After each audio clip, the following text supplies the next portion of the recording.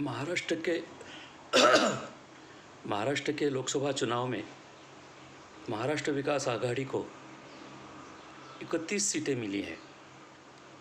अगर एक लोकसभा चुनाव क्षेत्र में 6 विधानसभा सीटें होती हैं तो 180 सीटें अभी महाविकास आघाड़ी के खाते में चली गई हैं। वो पाने के लिए या 144 का साधारण बहुमत पाने के लिए महायुति के पास 3-4 मुद्दे 4 महीनों में पूरे करने चाहिए। पहला मुद्दा है उद्धव ठाकरे और शरद पवार के बाजू में जो लहर उठी मतदाताओं में, वो कैसे कम की जाए। दूसरी समस्या किसानों की है, क्योंकि इस चुनाव के दरमियान 200 किसानों ने आत्महत्या कर। अब मानसून आ चुका है तो किसानों के काम शुरू हो चुके हैं। किसानों के बारे में क्या योजनाएं शिंदे सरकार लाती है, ये सोचना बहुत कठिन है, क्योंकि अब केवल 4 महीने बाकी हैं। अक्टूबर में अगर विधानसभा चुनाव होंगे तो तय करना पड़ेगा कि कितने उपाय किसानों के लिए ये सरकार करेगी।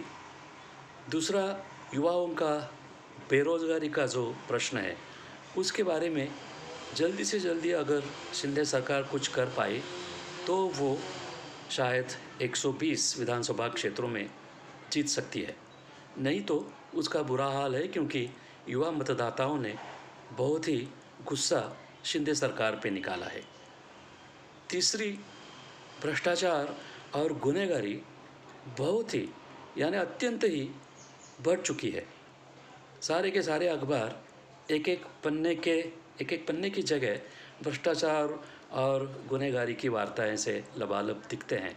तो मुझे लगता है कि शरद पवार, उद्धव और कांग्रेस, इन महाविकास आघाड़ी की जो बढ़ती ताकत है, जो उनका समन्वय है और उनके विचारों की जो स्पष्टता है, उसको अगर मुकाबला करना है, उसको मात देना है, तो अजित, फडणवीस और शिंदे इन्होंने कुछ जल्दी से जल्दी कुछ तय करना चाहिए, क्योंकि लोकसभा चुनाव में इन तीनों पार्टियों में कुछ समन्वय दिखा नहीं और अब एक दूसरे पे आरोप करने लगे हैं। ये सब इन्होंने मुझे मदद की नहीं की, ये बाहर नहीं निकले, ऐसा वैसा।